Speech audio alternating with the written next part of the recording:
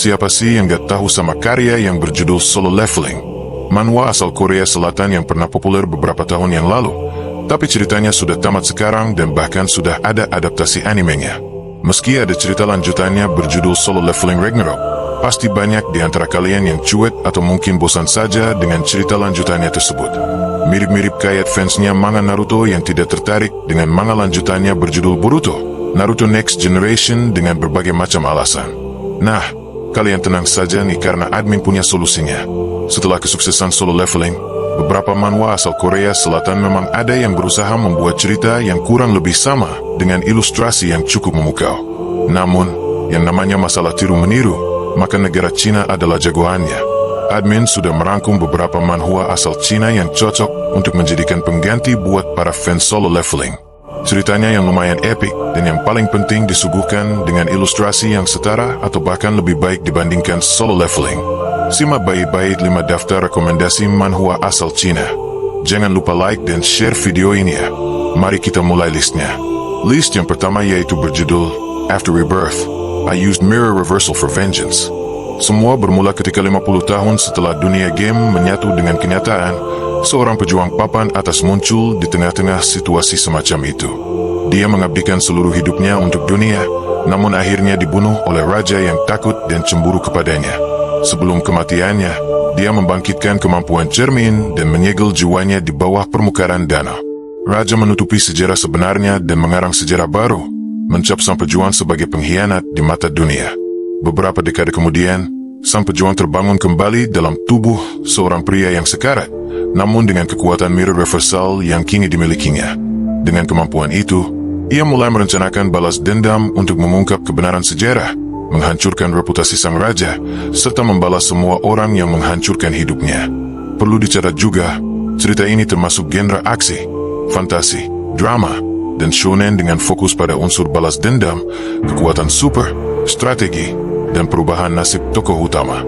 Beberapa pembaca online mengomentari bahwa gaya visual atau desain karakter utama terasa sangat mirip dengan karakter dari karya populer lainnya yang tentunya adalah Solo Leveling, yang menimbulkan diskusi tentang inspirasi dan pengaruh dalam komik bergenre serupa.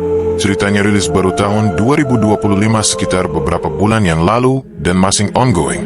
Jadi, masih fresh tentunya dengan total 25 chapter sudah diterbitkan sejauh ini. List yang kedua yaitu berjudul Necromancer, The Ultimate Scourge. Semua bermula ketika di dunia di mana sihir dan monster adalah bagian dari kehidupan nyata. Akibatnya setiap orang akan mencapai usia di mana mereka mendapatkan profesi yang menentukan kemampuan bertarung mereka. Karakter utama kita bernama Lin Moyu diceritakan telah mencapai usia untuk mendapatkan profesinya sendiri. Meskipun sebagian besar orang akan beruntung hanya mendapatkan kelas tempur tingkat tinggi, Lin Moyu secara luar biasa mengejutkan malah mendapatkan profesi yang sangat langka yaitu Necromancer. Menjadi yang pertama dan satu-satunya dari jenisnya, Lin Moyu tidak menyadari potensi yang dia miliki dalam perjalanannya untuk naik level dan menghadapi tantangan besar. Sebagai Necromancer pertama dan satu-satunya, Lin Moyu dapat memanggil dan mengendalikan pasukan undead yang tak akan mati. Karena kemampuan ini, dia tidak mudah dikalahkan dan menjadi ancaman besar bagi monster atau musuh lainnya. Ketinggian baru apa yang akan dikapai Moyu dengan pasukan undead unitnya? Langsung baca ceritanya saja. Perlu dicatat juga kalau ceritanya bermuara pada power fantasi dengan karakter utama yang cepat menjadi sangat kuat karena militer undeadnya dan sering fokus pada aksi serta upaya leveling daripada drama karakter mendalam menurut beberapa pembaca. Ceritanya rilis sudah sejak tahun 2023 sekitar bulan Juni dan masih ongoing. Jadi, masih fresh tentunya dengan total 237 chapter sudah diterbitkan sejauh ini. Iklan dulu ya. Buat kalian yang suka jajan permen, snack, dan yang lainnya, boleh mampir ke toko online aku dulu ya. Dijamin produknya menarik dan pasti lezat. Banyak promonya juga dari marketplace.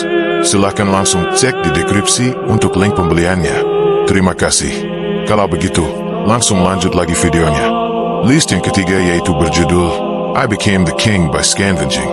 Semua bermula dari Ye King, seorang pria yang hidupnya penuh sial dan berutang besar akibat kehilangan semua uangnya karena spekulasi saham. Tak punya pilihan, Ye King didorong menjadi anggota kelompok pemburu karena kreditur. Saat menjalankan tugasnya tersebut, Ye King secara tak terduga membunuh demonic beast yang dianggap sangat kuat. memicu naik level instan dari 0 ke 1. Saat itulah sistem profesi di dunia ini tiba-tiba terungkap pada dirinya. Dia malah mendapatkan profesi tersembunyi langka sebagai scavenger alias pemulung, yang secara harfiah berarti ia ahli mengambil dan memanfaatkan barang bekas seperti sampah. Walau terdengar mengecewakan pada awalnya, profesi tersembunyi sebagai pemulung ini nantinya justru menampilkan segala sesuatu sangat unik dan kuat. Karena adanya pohon bakat dan kemampuannya berkaitan dengan mengubah barang yang diremehkan menjadi sesuatu yang kuat, hal itu mengubah segalanya. Perlu dicatat juga kalau ceritanya lebih menonjolkan strategi memanfaatkan sumber daya dan kemampuan uniknya dibandingkan pertarungan instan. Manhwa ini punya vibe ringan tapi tetap ada konflik serius, fokus pada perkembangan karakter melalui resourcefulness serta adanya kombinasi antara aksi, leveling, dan permainan talent yang tidak biasa. Beberapa pembaca mengatakan itu terasa mirip vibe solo leveling RPG style, tapi dengan pendekatan lebih taktis dan unik karena profesinya yang aneh dan fungsi pemulungnya. Ceritanya rilis sudah sejak tahun 2024 dan masih ongoing sampai sekarang.